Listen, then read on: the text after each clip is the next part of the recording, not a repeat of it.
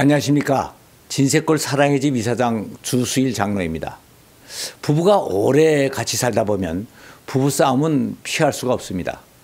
그러니까 부부싸움은 어떻게 하면 안 하느냐 하는 것보다 더 중요한 것이 어떻게 하면 멋있게 하고 잘 마무리를 할 수 있느냐 하는 것입니다. 그런데 부부싸움을 화해하고 끝내려고 하면 꼭 해야 될 것이 하나 있습니다. 그것은 둘 중에 한 사람이 여보 내가 잘못했어 미안해요 하는 말을 하는 것입니다. 그런데 이 말을 누가 먼저 해야 하느냐 하는 것이 문제인 것입니다. 혹자는 잘못한 사람이 먼저 잘못했다고 말을 해야 되는 것이 아니냐 하고 얘기할지 모릅니다. 그러나 이렇게 생각하면 싸움이 끝나지가 않습니다. 왜냐하면 지금 싸움이 난 것은 서로가 상대가 잘못했다고 생각을 하고 있기 때문에 난 것입니다. 그러니까 먼저 잘못했다고 할 사람이 없는 것입니다. 그렇다고 또 약자가 먼저 해야 된다면 부부관계가 힘겨루기의 현상으로 늘 확대가 되는 것입니다. 그렇다면 이럴 때 누가 먼저 잘못했다고 사과를 하는 것이 옳겠습니까? 이런 때에는 지도자인 남자가 먼저 사과를 해야 되는 것입니다. 그러면 혹 어떤 사람은 그렇게 하면 여자가 정말 자기가 잘한 줄 알고 항상 기고만장해지면 어떻게 하느냐 하고 항의할지도 모릅니다. 그러나 그것은 그렇지가 않습니다. 저는 수십 년 동안 아내와 많은 싸움을 하고 여러 가지 방법으로 화해를 해보았습니다. 저는 그래도 아내에 비하여 사고가 논리적이고 성경을 아는 것도 한 구절이라도 더 많이 알고 있었습니다. 그래서 아내와 싸우면 항상 상대의 약점을 명확하게 집어내고 성경까지 들이대가면서 아내를 제압했습니다. 어떨 때에는 밤 12시가 넘도록 잠을 재우지도 않고 반 공갈을 섞어서 잘못했다고 해라고 하면서 늘 아내의 사과를 받아내곤 했습니다. 그것이 10번, 20번 반복이 됐습니다. 그랬더니 아내는 제 위세에 눌려서 할 수 없이 늘 잘못했다고 하기는 했습니다. 그런데 그 중에 한두 번은 최소한도 자기가 잘못한 것이 아니라는 생각이 들었습니다.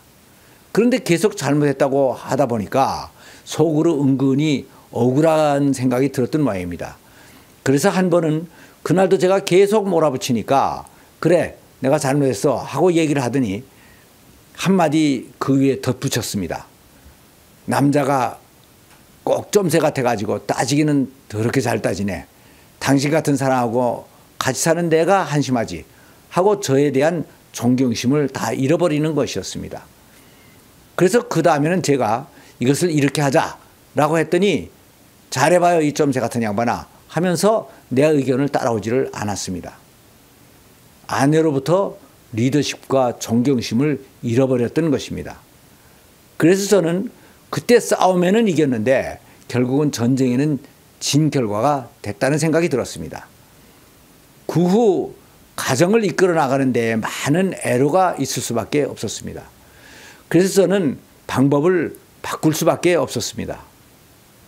부부싸움이 나면 그 후에는 항상 제가 먼저 여보 미안해 내가 잘못했어 하고 사과를 했습니다.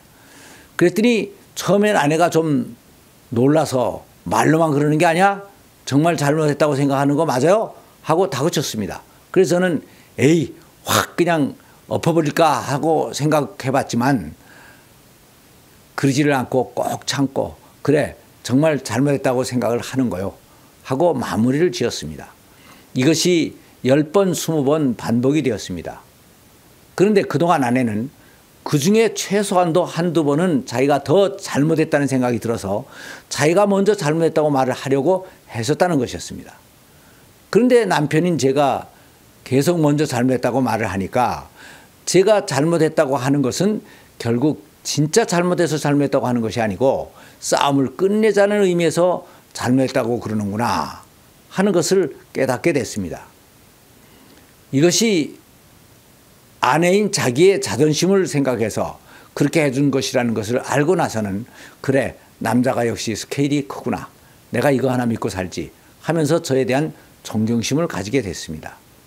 그 후에는 아내가 저에 대한 존경심을 가지게 됐으니 제가 하자는 대로 다 따르게 됐고 제가 가장으로서의 집안을 통솔해 나가는데 아무런 지장이 없게 됐습니다.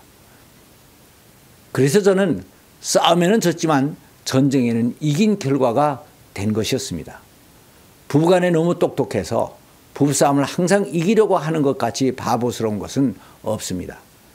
이 세상의 모든 싸움은 승패 게임으로 되어 있습니다. 그러나 부부싸움은 승패 게임이 아니고 승승패패 게임입니다. 이는 어느 한쪽이 이겨봤자 승자가 되는 것이 아니고 둘은 다 패자가 되어버리기 때문입니다. 그러니 화해를 하고 둘이 얼싸안으면 둘 다 승자가 되는 것입니다. 그래서 운동 경기에 규칙이 있듯이 부부싸움에도 둘이 꼭 지켜야 할 규칙이 있습니다. 그래서 부부가 이 규칙을 잘 지키면서 싸운다면 이 부부싸움은 오히려 부부관계를 잘 아름답게 하는 활력소가 되기도 합니다. 그래서 여기서는 부부가 싸움에서 꼭 지켜야 할 몇 가지 규칙에 대해서 잠깐 생각을 해보겠습니다. 첫째, 부부싸움은 비폭력적이고 비공개적으로 해야 됩니다. 폭력은 싸움이 끝난 다음에도 남 후유증이 너무나 크게 되기 때문입니다. 이것은 입으로 하는 폭력도 마찬가지입니다. 부부싸움을 할 때 보면 아내들은 남자들의 아픈 곳을 꼭 기가 막히게 알아서 그곳을 찾아서 꼭꼭 찌릅니다. 그러면 남자들은 속이 터져 결국은 주먹을 쓰게 되는 것입니다. 그래서 남자들이 주먹을 쓰는 것의 절반은 그 이상이 아내들의 책임이 되는 것입니다. 그래서 남자는 주먹을 조심해야 되고 여자는 입을 조심해야 합니다. 다음, 비공개적으로 한다는 것은 다른 사람 모르게 조용히 해야 한다는 것을 의미합니다. 온 식구들이 다 알도록 싸우면 이것도 결국은 후유증이 크기 때문입니다. 둘째, 과거의 잘못까지 다 들추지 말고 현재의 문제만을 가지고 싸워야 되는 것입니다. 현재의 문제만을 가지고도 싸움이 났는데 현재의 문제도 해결하지 못하고 과거의 문제들을 다시 다 끄집어내면 어떻게 하자는 겁니까? 그런데 이렇게 과거의 문제를 끄집어내는 이유는 당신은 과거부터 이렇게 잘못을 저질러 왔어. 그러니까 이번에도 이 잘못은 당신의 것이야 라는 것을 강조하려는 것입니다. 그런데 이렇게 하여 부부싸움은 이겨봤자 별 유익이 없는 것입니다. 그래서 부부싸움에는 절대로 이기려고 하지 말아야 합니다. 부부싸움은 대부분 사소한 문제로 시작이 됩니다. 그래서 이겨봤자 별 소득이 없습니다. 싸우다가 둘 사이의 관계가 깨지면 결국은 두 사람 다 손해를 보게 되는 것입니다. 다음 셋째는 절대로 상대의 인격이나 가문을 공격하지를 말아야 됩니다. 상대의 인격이나 가문을 공격하면 두 사람 모두에게 상처만 남게 됩니다. 그리고 인격이나 가문을 공격하는 것은 상대의 감정을 폭발시키는 뇌관 역할을 하는 것이라는 걸 알아야 됩니다. 넷째, 싸움은 그날로 끝내고 화해를 해야 됩니다.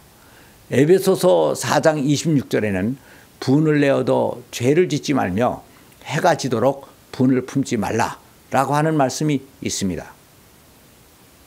어떤 사람은 이런 말을 들으면 아니 그걸 다 지킬 수 있으면 그건 싸움이 아니지 라고 말을 할지도 모릅니다. 그러니까 싸우기보다는 결국 진지한 대화를 하라는 것입니다. 부부싸움을 하되 이런 식으로 한다면 이 싸움은 부부가 서로의 다른 점을 이해하고 수용하는 계기가 되고 또 부부 생활에서 쌓이는 감정의 쓰레기를 늘 청소해내는 좋은 청량제가 될 것입니다. 감사합니다.